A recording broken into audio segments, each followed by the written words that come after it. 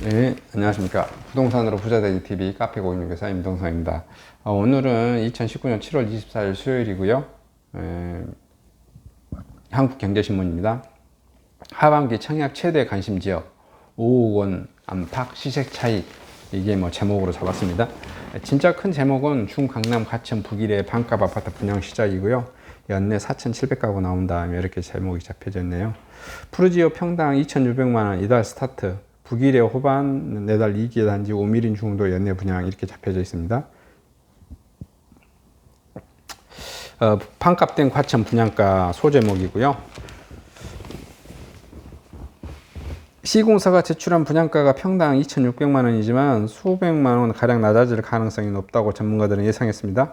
과천시는 대우건설이 제출한 분양가 중 토지 조성비가 지나치게 높은 점 등을 문제 삼고 있는 것으로 알려졌습니다. 전문가들은 분양가가 주변 시세의 60% 안팎에서 결정될 것으로 전망했습니다. 지난 29일 후분양을 확정한 과천 푸르지오 서밋 과천 주공 1단지 재건축의 분양 가격은 평당 3,998만 원입니다. 주택보증공사가 규제를 강화한 이후 이루 분양, 후분양을 승인받은 단지로 전체 공사의 60%가량이 진행됐다. 5월 분양한 과천 자이, 과천 주공 6단지 재건축 분양가는 평당 3,253만 원이었습니다. 뭐 이렇게 가격 차이는 뭐 많이 나는 것 같아요. 그래서 뭐 5억 원 정도, 그러니까 뭐 로또 아파트가 된다, 뭐 이런 내용인 것 같고요. 그 다음에 호반건설, 북일해입니다. 북일해. 북일해는 시공사 호반건설이 제출한 분양가는 평균 2,600만 원인데요. 같은 송파권역인 리슈빌은 평당 2,170만 원 분양 승인 받았었고요. 올해 경기 하남권에서 분양한 이대 포레자이도 평당 1,800만 원, 힐스테이트 북일해는 1,800만 원, 우미린 1차 1,870만 원 등과 차이가 많이 나고 있네요. 그래서 여기도 뭐 어떻게 압박이 될지, 이게 지금 적정하지 않다고 보완해달라고 송파구청 관계자분이 반려한 걸로 지금 나오고 있네요. 그리고 방화 5구역 재건축 조합 설립 인가가 됐고요. 추진이 1년 만에 사업 본격화했습니다. 그 다음에 초역세권 매일경제신문이고, 강북 마천루 견본주택 부시액통, 청량리 롯데캐슬 스카이 L65가 서울 동대문구 전농동 620-47번지 일대인데요. 지하 7층, 지상 65층, 4개동 총 1,425가구, 일반 분양 1,263가구, 주상복합 아파트처럼 되어진 것 같아요. 입주가 2023년 7월 예정이고요. 1순위 청약 7월 25일 날 합니다. 청량리역에 아주 가깝습니다. 롯데백화점 바로 옆이고요. 또 경의중앙선, 경춘선도 됐네요. 청량리 재정비 촉진구역 뭐 이렇게 되어져서, 또 그 청량리역이 지하철 1호선 청량역하고도 가깝고 분당선인 또 청량역하고도 가깝습니다. 더블 역세권 되어지네요. 분양가는 평균 2,600만 원으로 책정했고요. 계약금 온 분양가의 10%입니다. 이는 주변 시세보다 1억 원 이상 저렴합니다. 그래서 65종 강북군 최고 높이고, 상한제 시행 때 뭐 공급 줄까봐 3일간 3만 명 인파가 몰렸다고 하네요. 아무래도 뭐 돈 되는 곳이니까 돈이 몰리겠죠. 요즘 1억만, 5억 아파트, 10억 아파트도 뭐 반값 아파트 하긴 하는데, 사실 1억만 차익이 생겨도 사실은 돈 되는 곳에서는 사람들이 뭐 개미떼처럼 몰린다고 봐야죠. 이게 1억이란 돈이 아직도 뭐 우습게 본 사람도 많겠지만, 그래도 1억이란 돈이 어느 정도 큰 돈입니까? 1억 한번 모으려고 해보세요.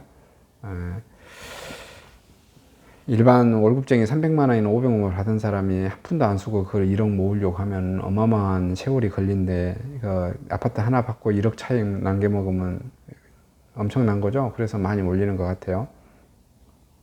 그 다음에 역대급 재산세 폭등에 상품권 절세법이 화제가 된다고 그러네요. 상품권이 보통 2%에서 5% 정도 할인가로 보통 구매하죠. 그것을 할인가로 구매한 다음에 온라인 머니로 바꿔서 세금을 납부하는 거죠. 그러면은 약 최고 많게는 서울 같은 경우는 재산세가 돈 1,000만 원 된 것이 많아서 돈 1,000만 원의 경우 약 50만 원 정도 세금을 감면할 수 있는 그런 게 될 수 있다, 이런 내용인 것 같아요. 그 다음에 강남역 30분대 분양권 전매 가능해 가지고요. 강주, 경기도 강주 오포 더샵 센트럴폴에 나와져 있고요. 서울 세종 고속도로 오포 IC를 통해서 단지에서 1.5km 들어올 예정인데, 인근에 유치원, 초중고 뭐 신설해서 미세먼지 차단 뭐 이렇게 소조목이 잡혀져 있는데, 판교와 여주를 잇는 경강선이 2015년 개통돼 경기 광주역을 통해 판교는 10분대, 강남역은 30분대 갈 수 있게 됐습니다. 제2 영동고속도로가 뚫리면서 도로교통이 편리해졌고요. 특히 서울과 세종을 잇는 서울 세종 고속도로에 오포IC가 들어서면서 서울과 수도권으로 이동이 더 개선될 전망이 여지가 있습니다. 그리고 그 오포 더샵 센트럴폴의 개요는 경기 광주시 오포 고산 일지구 지상 최고 29층 12개동 전용 면적 5구제곱미터에서 84종, 가장 수요가 많은 것이네요. 1,400여 가구 가까이 됩니다. 입주 시기가 2022년 7월이고요. 물건 자체는 좀 좋은 것 같아요.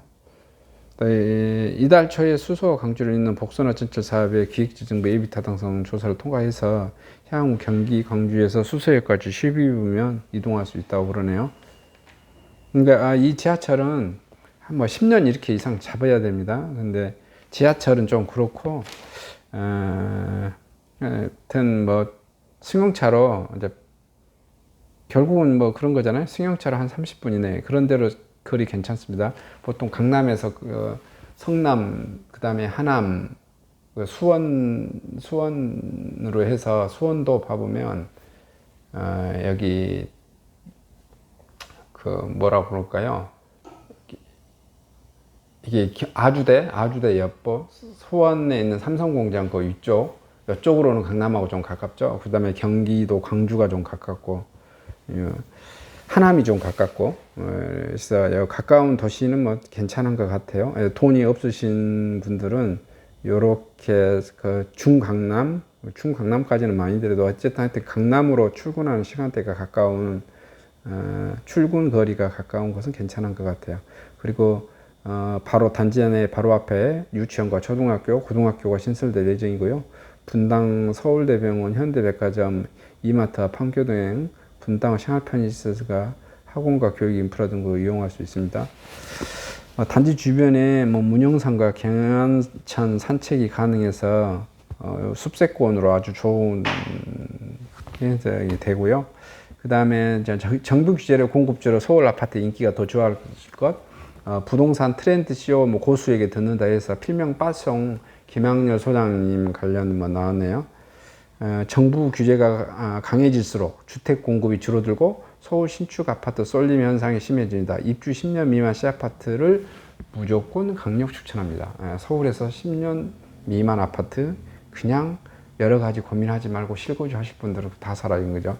투자도 물론 괜찮다라고 말씀하시고 계신 거죠. 김 소장은 강남 재건축 아파트 미래에 긍정적으로 전망했고요. 서울은 C아파트 무조건 괜찮습니다. 사실 뭐 헌아파트도 제가 보기에는 괜찮아요. 서울은 이제 이분은 뭐 확실하게 신문상에서 뭐 이렇게 하니까 확실한 것 해서 10년치라고 하는데, 서울은 아파트 20년치 이내 것도 제가 보기에는 다 괜찮습니다. 20년치 하면서 지하철 역세권에 좀 가깝거나 2호선 상에서 좀 가까우면 서울 이렇게 특별시를 아무데나 좀 가깝게 좀 그 출퇴근 진입이 좀, 서울은 좀 서울이 이게 메가폴리스다 보니까 워낙 광역화된 도시잖아요.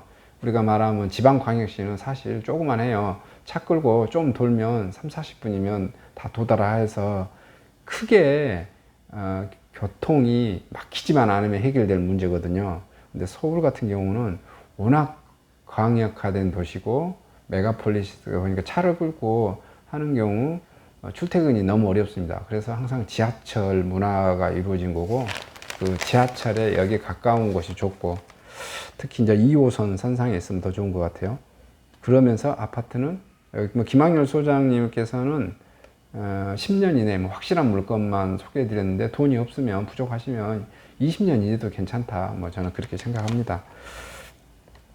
김 소장은, 왜냐하면 서울에는 아파트가 비율이 60%도 안 되고 있습니다. 다세대 다가구에 사신 분이 엄청나게 많습니다. 김 소장은 강남 재건축 아파트의 미래에도 긍정적으로 전망했고요. 분양가 상한제 확대와 재건축 연한 연장 3, 40년 등 규제로 허가 확대되면서 단기적으로 가격이 떨어질 수도 있겠지만, 대기 수요가 워낙 풍부하기 때문에 곧 회복될 거라고 예상하고 있고요.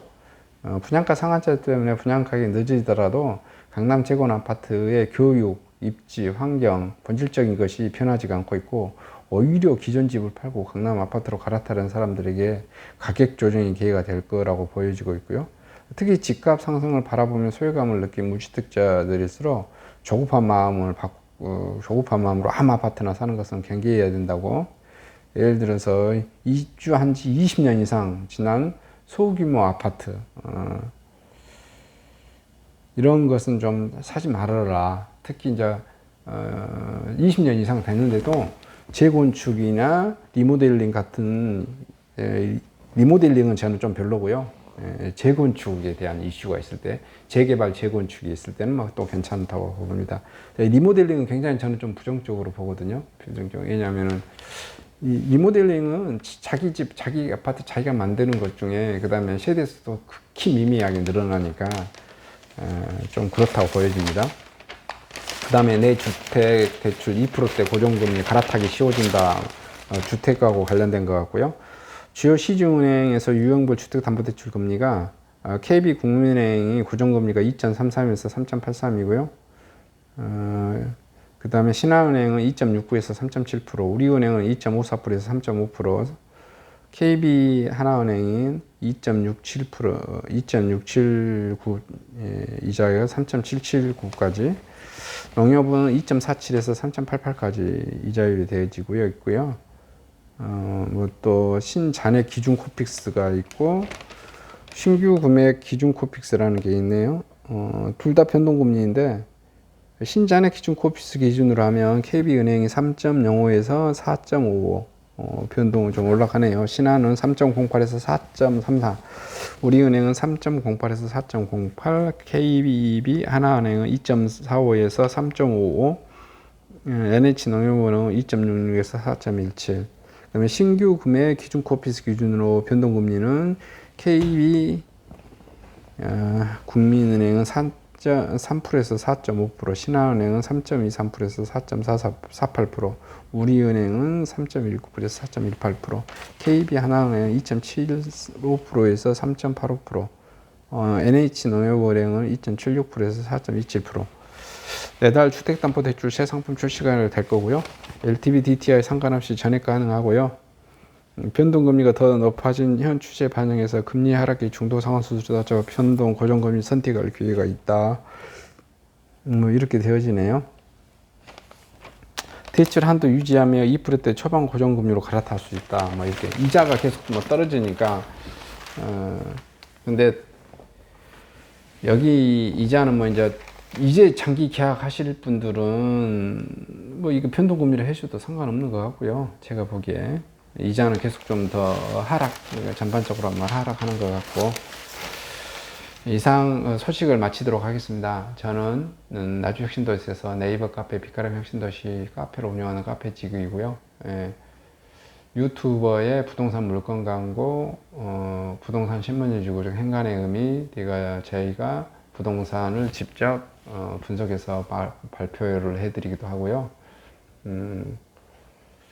물건을 토지, 상가, 아파트, 꼬마 빌딩을 중점 중개 거래하고 있습니다. 물건을 010-727-4080으로 물건을 많이 좀 접수해 주시면 감사하겠고요. 010-727-4080으로 물건을 많이 접수해 주시기 바랍니다. 그러면 많은 홍보를 해드리도록 노력하겠습니다. 감사합니다.